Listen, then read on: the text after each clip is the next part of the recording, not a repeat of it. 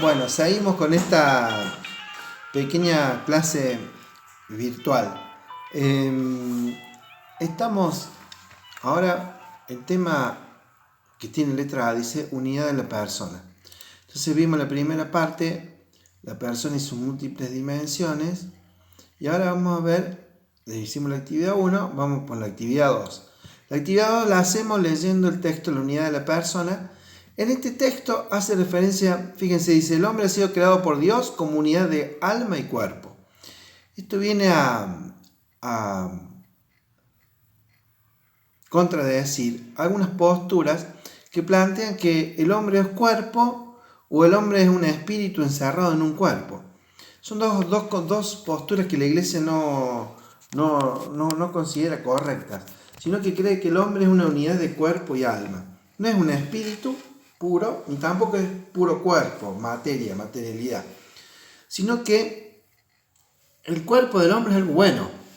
Por eso dice, el hombre unifica en sí mismo los elementos de todo el mundo material. Fíjense que nuestro cuerpo está, podemos decir, el reino mineral, vegetal y animal, ¿no es cierto? O sea, está lo mineral, lo vegetal, lo animal. O sea, tenemos todo, el hombre es como un resumen de la creación. Por eso dice que como que el hombre debe honrar su cuerpo, porque en el cuerpo, como dice la Biblia, es el templo del espíritu, ¿no? Del espíritu, del alma humana, ¿no? Y que muchas veces, también a causa del pecado, el cuerpo, también muchas veces lo limita al hombre en porque tiene pasiones, rebeliones, inclinaciones. Pero el hombre debe utilizar esas inclinaciones a su favor y no dejarse esclavizar por el cuerpo, digamos, ¿no? Y bueno, y la otra parte, cuerpo y alma. El alma, el espíritu, es la capacidad que tiene el hombre, y en eso también nos parecemos a Dios, de comprender la realidad. Entonces, por medio de su inteligencia, el hombre, un ser espiritual, puede comprender la realidad de las cosas. ¿En qué se basa esto? Bueno, tenemos la capacidad, la inteligencia de conocer las cosas y nuestra voluntad, la capacidad de amar. Uno conoce con la inteligencia y quiere con nuestra voluntad. Bueno, dice el ser humano es una unidad de cuerpo y alma. La actividad 2 dice responder. ¿Qué le permite a la persona esta unidad? Porque está respondido acá, ¿no? Le permite eso, ¿no? Gracias al alma espiritual, la materia que integra el cuerpo es un cuerpo humano, viviente. En el hombre, el espíritu y la materia no son dos naturalezas unidas, sino que es una unión única. Y esto le permite al hombre, digamos, ser plenamente hombre y alcanzar la felicidad a partir de vivir a pleno esta unión cuerpo y alma. La otra característica, la B, dice apertura a la trascendencia y unicidad de la persona. Acá vamos a ver 3 puntitos: la apertura a la trascendencia, el ser humano como único e irrepetible y el respeto a la dignidad humana. La apertura a la trascendencia hace referencia a que el hombre tiene esta capacidad de infinito, de conocer a Dios, de buscar a Dios. Fíjense que todas las culturas, todos los hombres tienen esta capacidad. Decimos el hombre primitivo que hay una cultura humana cuando hay actos cultuales, o sea, de adoración a un Dios o de enterramiento de los muertos. Pero también tiene una apertura el hombre hacia todos los demás seres creados, hacia los demás hombres y hacia las cosas. Y esto lo puede hacer, y al mundo, ¿no es cierto? Porque por lo mismo que decíamos antes, ¿no es cierto? Su inteligencia puede captar las cosas, su dimensión cognitiva, todas las cosas, y las puede comprender. Y como las puede comprender, las puede asimilar. Entonces, cuando yo tengo una idea de la cosa, tengo de alguna forma la cosa dentro mío. Entonces, por la dimensión cognitiva, por el conocimiento, el hombre, digamos, se hace uno con todas las cosas, entonces puede comprender no solamente a Dios, que está por arriba, a los otros que están acá en medio, y al mundo creado, que sería lo que está más inferior al hombre, podemos decir, ¿no es cierto? Por otra parte, la otra característica del hombre es único e irrepetible. ¿Esto a qué hace referencia? El hombre tiene un yo, y en esto también la doctrina está en contra de algunas ideologías que plantean que, bueno, nosotros somos un alma, que va de un cuerpo en otro y que se va reencarnando. Nosotros decimos que el hombre es único, somos únicos, somos creados con nuestro cuerpo por única vez y nosotros somos irrepetibles, porque tenemos un yo que unifica toda nuestra capacidad, nuestra psicología, ¿no? Por eso podemos autocomprendernos, autoposeernos y autodeterminar. Autocomprendernos por nuestra inteligencia, nos podemos conocer nosotros mismos, nuestras características, quiénes somos, etc. Autoposeernos significa que nos podemos dominar, porque precisamente nos conocemos, nos podemos controlar, dominar. Y nos podemos autodeterminar porque podemos actuar en consecuencia. Entonces, dice, la conciencia tiene conciencia de sí y de sus propios actos. Fíjense que yo he ido subrayando las ideas que me parecen importantes. Por eso, cada persona es irrepetible e insuprimible. Fíjense esta palabra que dice que no se puede suprimir su singularidad. Por eso, el hombre tiene una conciencia y una libertad que lo hace propio, ser propio, único. Por eso la importancia de cada uno, ¿no? Y esto tiene que ver con el tercer punto, que es el respeto a la dignidad humana. Entonces dice, una sociedad justa puede ser realizada solamente en el respeto a la dignidad trascendente de la persona humana. Entonces, ¿qué significa la dignidad? ¿Qué significa que somos dignos? Eso, que tenemos esta característica, inteligencia, voluntad, libertad, o sea, autoconocimiento, autoposesión y autodeterminación, y por eso somos seres únicos, irrepetibles, y eso nos ha abierto a la trascendencia y a la trascendencia del otro, y eso nos hace ser dignos. La dignidad tiene que ver con eso. Por eso fíjense que está subrayado, dice, en ningún caso la persona humana puede ser instrumentalizada para fines ajenos a su mismo desarrollo, que puede realizar plena y definitivamente solo en Dios y en su proyecto salvífico. Fíjense, la esclavitud, la denigración del otro, la humillación de otra persona van en contra de la propia naturaleza humana, por lo tanto van en contra de la dignidad. Por eso todas las personas somos dignas. Y bueno, y ahí viene que todo proyecto social, económico, político tiene que estar conforme a esta dignidad y tiene que respetar la dignidad humana, ¿no? Entonces, bueno, acá fíjense estas tres características que ponemos: apertura a la trascendencia, que la persona es única y irrepetible y que hay que respetar esa dignidad. La actividad 3 consiste en realizar un pequeño esquema con cuáles son las características de cada una de estas características a su vez. Cuadrito muy sencillo. El otro tema que vamos a tocar es la libertad. Acá está subdividido en tema C, la libertad de la persona; A, valor y límites de la libertad. Hay una pequeña actividad. B, el vínculo de la libertad con la verdad y la ley natural. Bueno, el tema de la libertad es un tema fundamental. Veníamos diciendo, el ser humano es un ser digno. ¿Por qué?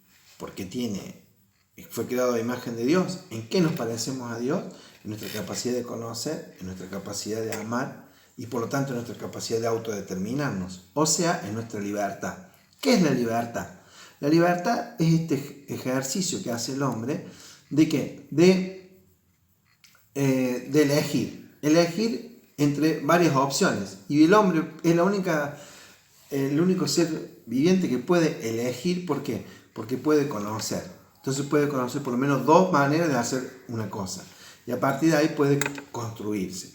Entonces, la dignidad del hombre requiere que él actúe según su conciencia y libre de elección. Que actúe movido por una convicción interna personal y no bajo la presión de un impulso ciego. ¿Qué pasa? Muchas veces perdemos esta libertad cuando nos dejamos llevar por los impulsos, cuando no actuamos según nuestra propia naturaleza, que es ser racionales, digamos.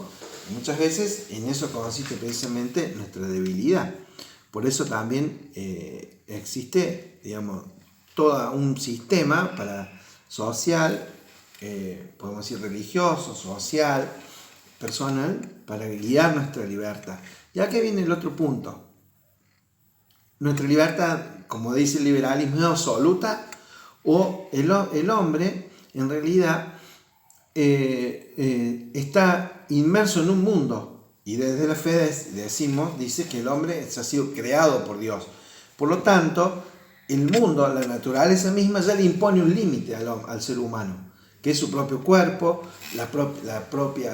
su propia constitución física, la propia constitución de la naturaleza. La naturaleza tiene leyes que el hombre debe respetar. Cuando el hombre transgrede esas leyes naturales, se le vuelven en contra y muchas veces le hacen perder su propia libertad.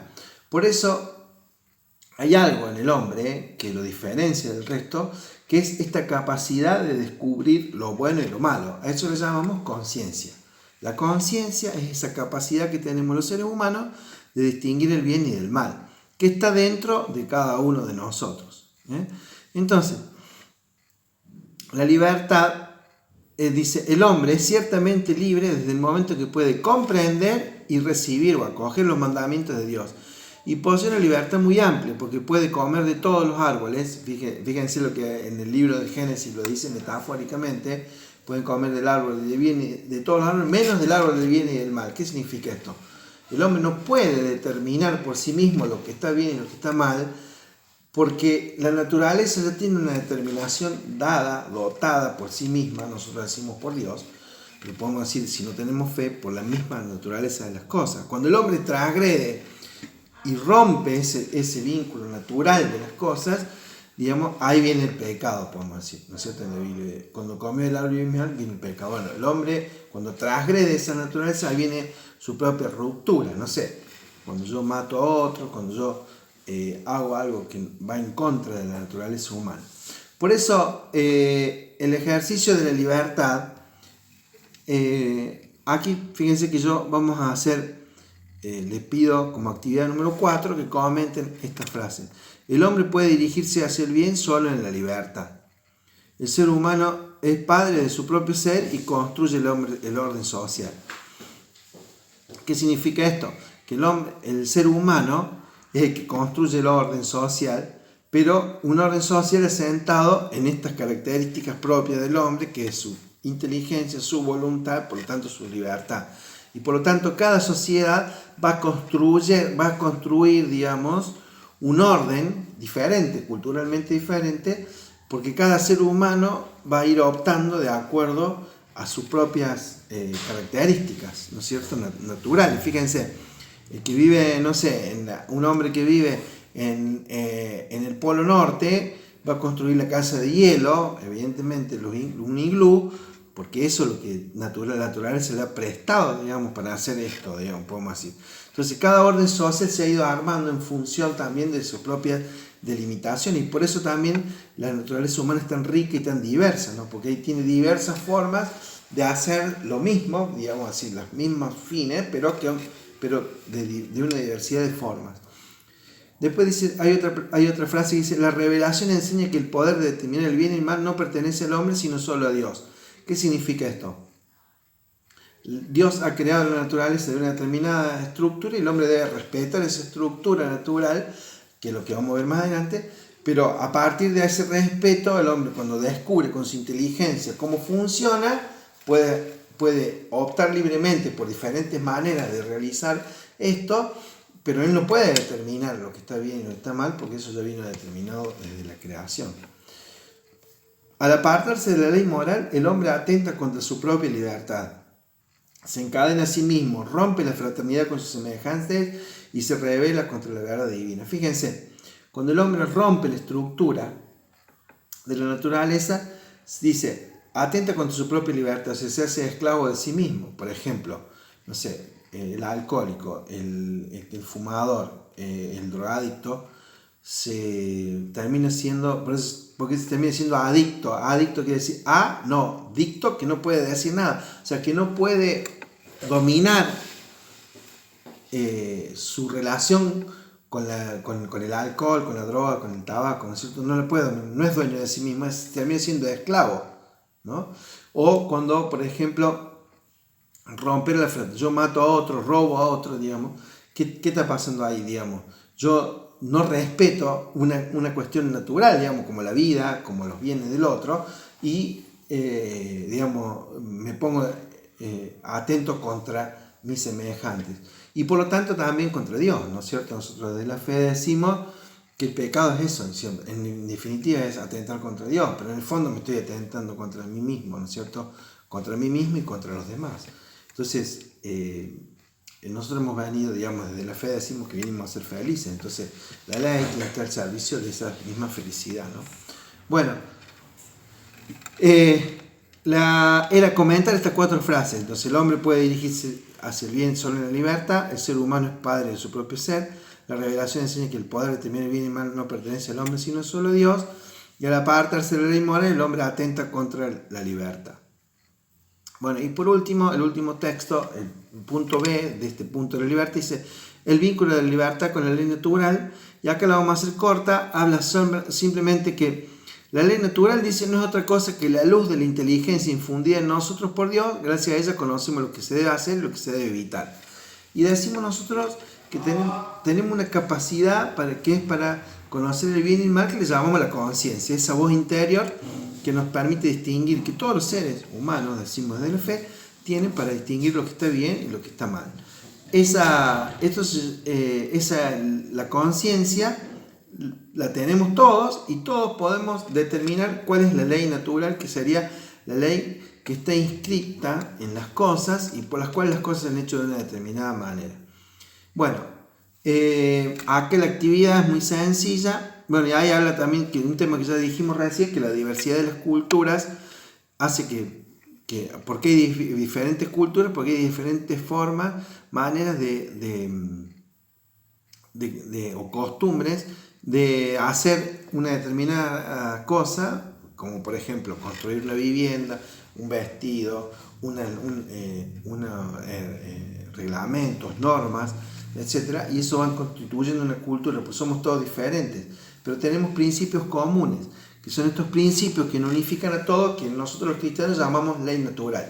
Fíjense que después de la Segunda Guerra Mundial se establecieron ciertos derechos llamados derechos humanos que a raíz del nazismo, digamos, la ONU decidió convocar a todas las naciones y decir, bueno, a ver, establezcamos principios básicos de convivencia. Entonces, bueno, empezó el derecho a la vida, a la educación, a la vivienda, etc. Son derechos mínimos, básicos. Y eso nosotros le decimos que es la ley natural. Está en la naturaleza humana y cada uno debe respetarlo para ser feliz, por lo tanto alcanzar el fin del hombre, que es su propia felicidad, ¿no? Bien, acá la pregunta es muy sencilla, es a qué llamamos conciencia y a qué llamamos ley natural. ¿Cómo se relaciona esta ley natural con la diversidad de las culturas? Esta sería la pregunta, que ya lo respondimos básicamente. Bien, por último vamos a hacer una pequeña actividad de cierre, que ustedes habrán visto, yo les dije en la primera clase, no sé si lo dije en los 2 cursos, pero la idea es que me interesa mucho que podamos trabajar esto del juicio crítico y de la opinión personal. Entonces lo que vamos a hacer es realizar un texto un texto argumentativo, que vamos a partir de una noticia, que usted puede hacer algunas noticias que ya buscaron para la actividad 1, ¿vieron? ¿Se acuerdan? Que atente contra la dignidad de la persona, qué aspecto de la persona es rebajado en esa noticia, podemos preguntarnos, y qué haría para revertir esa situación. Entonces, un texto argumentativo que trabajemos esta idea de